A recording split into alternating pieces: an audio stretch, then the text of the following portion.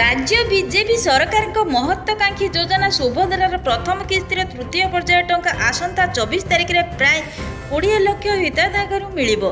एने राज्य सरकार प्रस्तुति शेष करिसंती।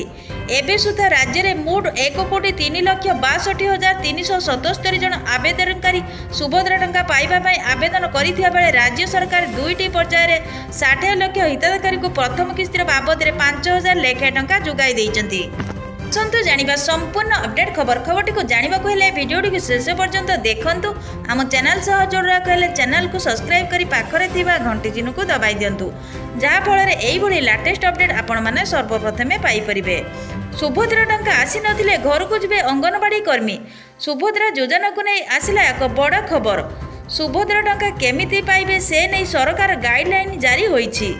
सुभद्रा अधीन में पंजीकृत आवेदनकारी मध्य जो बैंक एकाउंट संबंधी समस्या तथा आधार सह संजीकरण न होगा, आधार अचल होगा, सीधा सड़क लाभ प्राप्ति निमंते अकाउंट सक्षम नथिबा, अकाउंट अचल थिबा, केवाईसी होई नथिया समस्या रही केउ पदक्षेप नेबा कथा से नहीं सरकार पक्षर सूचना दि जाइछि।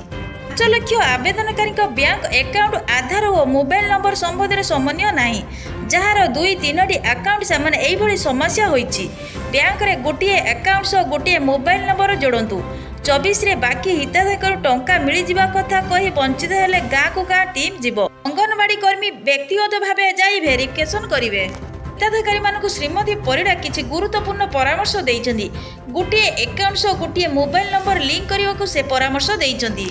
आवेदनकारी मध्य जो बैंक अकाउंट संबंधी समस्या अच्छी से प्रथमे तार जांच करंतु। सुभद्रा योजना रे प्रथम किस्तिर तृतीय पर्याय अर्थ आसंता 24 तारिख में 20 लाख हिताधिकारी देवाई राज्य सरकार लक्ष्य रखिंट। यही पर्याय 20 लाख अधिक हिताधिकारी खाता को सुभद्रा टंका जीव।